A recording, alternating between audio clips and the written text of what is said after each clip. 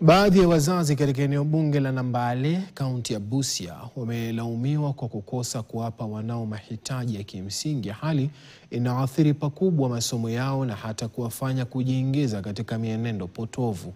Akizungumza katika shule ya sekondari ya Mabunge RC, naibu kamishna wa kaunti ndogo ya Nambale, Caroline Onchonka, alisema kuwa baadhi ya wazazi wamekosa kuwapa watoto wao mahitaji yanayohitajika na kuwakosesha motisha wa kusoma, huku akiwarai kujikimu inavyofaa.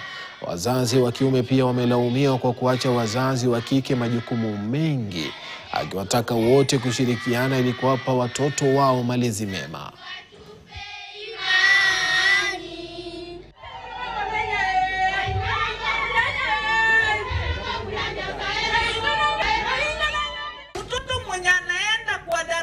Ameshika tumbo hivi atakuwa DCC?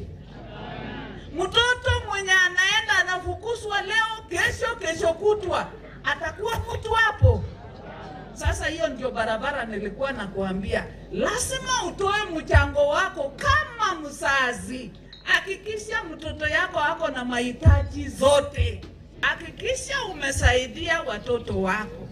Namba 2, discipline ya mtoto. Kama umwangalii, iko wazazi hawataka kujua mtoto analala wapi, hataki kujua ameenda wapi. Kazi yake bora tu aonekane alisaa, aitwe baba fulani.